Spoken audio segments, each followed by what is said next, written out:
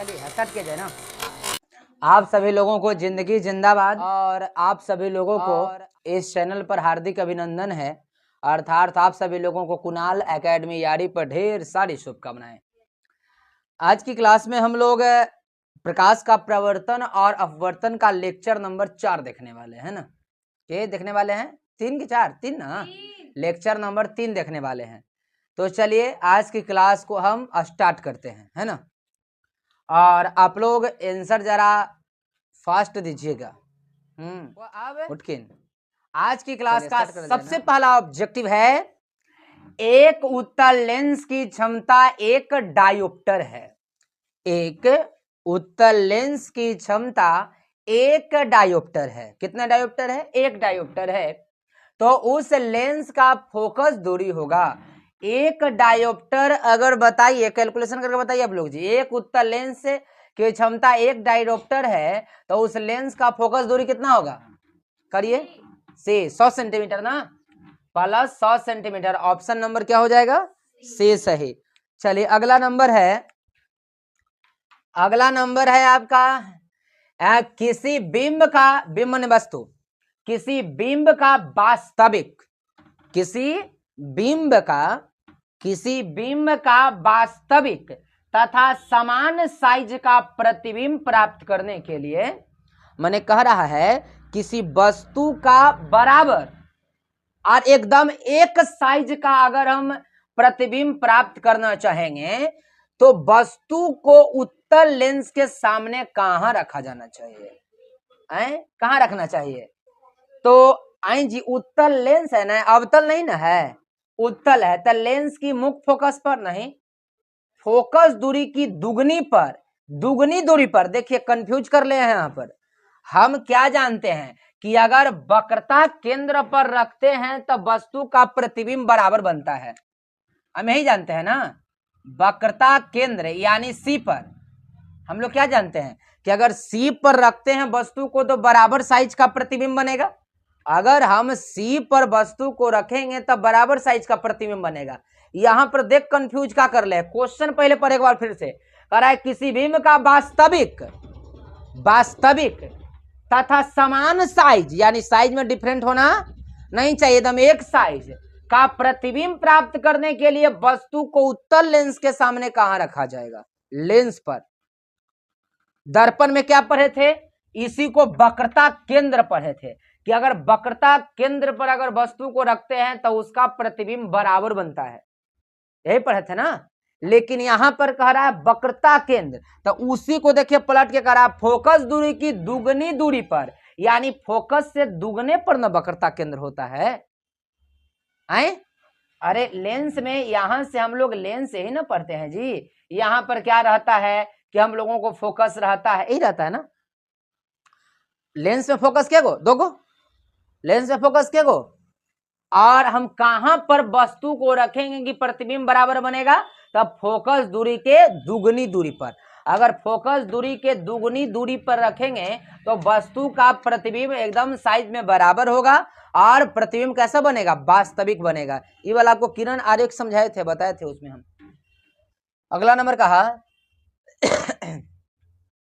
किसी गोलीय दर्पण तथा किसी पतले गोलीय लेंस, किसी गोलीय दर्पण तथा किसी पतले गोलीय लेंस दोनों की फोकस दूरी -15 सेंटीमीटर है तो दर्पण तथा लेंस संभवतः होगा। तो क्या कह रहा है? किसी गोलीय दर्पण तथा किसी पतले गोलीय लेंस, दोनों गोलीय दर्पण है, एक गोलीय दर्पण है और दूसरा गोलीय लेंस है, और दोनों को एकदम फोकस दूरी -15 सेंटीमीटर है, यानी फोकस दूरी दोनों का बराबर है। तो कहता है दर्पण तथा लेंस संभवतः होगा, तब बराबर है तो दोनों अवतल ही बनेगा। अगर बराबर है तो कैसा बनेगा? अवतल बनेगा ना, दोनों अवतल बनेगा। ऑप्शन नंबर ए सही। चलिए अगला कहता है प्रकाश के अपवर्तन के कितने नियम हैं? बोलिए ए बी सी की डी, एगो की दो गो? प्रकाश के अपवर्तन के नियम? दो नियम। तो कौन वाला होगा? बी नंबर सही है। तो ऑप्शन नंबर कौन हो जाएगा हमारा? बी सही है। चलिए अगला कहा प्रकाश के परावर्तन वह बर्तन पूछा था ना, जब उल्टा पढ़ने लगा कि प्रकाश के बर्तन के कितने नियम है? 2 गो। तो यहाँ पर उलट के क्वेश्चन कह रहा है। दूसरा, प्रकाश के प्रवर्तन के कितने नियम हैं? तो फिर भी इसका भी 2 आएगा। चलो, सरल सूक्ष्मदर्शी में किसका उपयोग, सरल सूक्ष्मदर्शी में किसका प्रयोग किया जाता है? सरल सूक्ष्मदर्शी में किसका प्रयोग किया जाता है? अवतल दर्पण के कि उत्तल दर्पण के? अवतल लेंस के कि उत्तल लेंस का? लेंस का। सूक्ष्मदर्शी में उत्तल लेंस का। तो ऑप्शन नंबर कुछ हो जाएगा, डी, है ना। अगला कह रहा है किसी माध्यम के अपवर्तनांक का मान, तो साइन आई बटा साइन आर, ए पर है ना। और अपवर्तनांक बराबर क्या होता है? साइन आई बटा साइन आर। ऑप्शन नंबर कौन सा ही होगा? ए।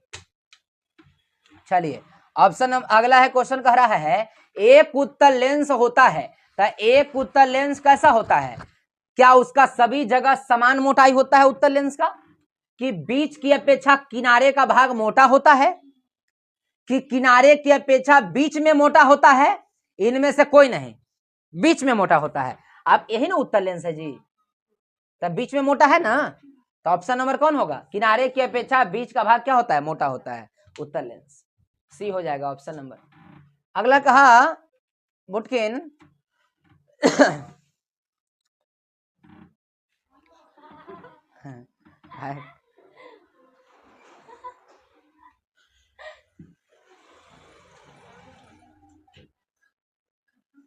कौची हंसने कहला ताकि तोरा काला भार पड़े थोड़े।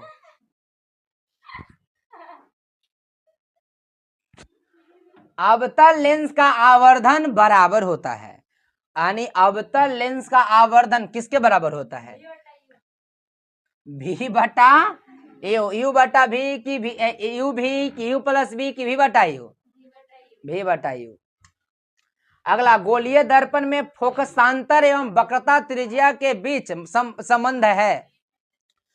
फोकसांतर और वक्रता त्रिज्या के बीच का संबंध क्या है? ये आर बराबर 2f, के बराबर आर की एफ बराबर 2 बटा आर की, ये आर बराबर 2 एफ बटा 2, आर बराबर 2f, यानी ऑप्शन नंबर ए सही। अगला, निर्गत किरण, कौन किरण? देखिए निपुत्र किरण बोले थे, कौन किरण है? निर्गत किरण तथा अभिलंब के बीच के कोण को कहते हैं? तो निर्गत किरण और अभिलंब के बीच के कोण को क्या कहते हैं? आपतन कोण कि परावर्तन कोण की निर्गत कोण? निर्गत कोण। और आपतन किरण और आपतन बिंदु के माने आपतित किरण और आपतन कोण के बीच के कोण को माने आपतित किरण और अभिलंब के बीच के कोण को आपतन कोण, और निर्गत किरण और अभिलंब के बीच के कोण को निर्गत कोण। बोलिए, परावर्तित किरण और अभिलंब के बीच के कोण को परावर्तन कोण। कंफ्यूज ना होइएगा अगर बदल के देगा था। या निर्गत किरण अभिलंब के बीच पूछ रहा था, कौन सी? निर्गत कोण। बोले आपतित किरण अभिलंब के बीच तो आपतन कोण, परावर्तित किरण अभिलंब के बीच परावर्तन कोण। वीडियो थोड़ा सा बचेगा तो बोलिएगा। चलिए आगे, अगला नंबर कहते हैं बुटकिन देखा आगे, कहता है 1 मीटर फोकस दूरी वाले उत्तल लेंस की क्षमता। तो 1 मीटर फोकस दूरी वाले उत्तल लेंस की क्षमता 1D। चलिए कितना? 1D। ऑप्शन नंबर याद, 1 मीटर तो कितना? 1D। 2 मीटर तो कितना? 2D। चलो आगे, आगे कहा किसी अवतल दर्पण द्वारा, किसी ये वाला पढ़ा है, ऐसे सब पढ़े किए हैं, बस खाली फिजिक्स ऐसा चीज है ना कि अगर आप थ्योरी बढ़िया से पढ़ ले रहिएगा तो ऑब्जेक्टिव पूरा एकदम रसमलाई जैसा लगेगा, रसमलाई जैसा, और नहीं तो लड्डू ऐसा लगेगा, भुआल ना। अगर नहीं पढ़ ले रहिएगा तो फिजिक्स कैसा लगेगा? भुआल लड्डू जैसा। और आज के जमाना में सब्जेक्टिव से ज्यादा केकरा पर ध्यान देवे के है? ऑब्जेक्टिव पर। ऑब्जेक्टिव पर नंबर उठ गया तो समझ जाइएगा टॉपर, और ऑब्जेक्टिव में अगर 50 गो में आपका 10 गो सही है, समझ जाइए कि एकदम लिख लीजिए FAIL फेल। ऑब्जेक्टिव सब सही लिख लो पेपर पर, TO PER मीनिंग गलतियों रहे सही चलेगा, लेकिन टॉपर है तो ऑब्जेक्टिव सही है ना, तो ऑब्जेक्टिव गलती है तो फिर काम ना चलेगा, फिर बोक्का बनेगा। अहे दीदी बने से बैठू ना। अगला, एक अवतल दर्पण द्वारा काल्पनिक, सीधा तथा आवर्धित प्रतिबिंब बनता है, तब वस्तु का स्थिति कहाँ होगा? काल्पनिक बनना चाहिए, सीधा बनना चाहिए और आवर्धित प्रतिबिंब बनना चाहिए, तो कहाँ रखेंगे बोलिए? दर्पण तथा उसके फोकस के बीच, कि फोकस तथा वक्रता त्रिज्या के बीच, कि वक्रता केंद्र पर, कि वक्रता केंद्र से बाद परे? दर्पण और उसके फोकस के बीच रखेंगे तो क्या बनेगा? काल्पनिक, सीधा और आवर्धित प्रतिबिंब। किनारा देख रहे हैं।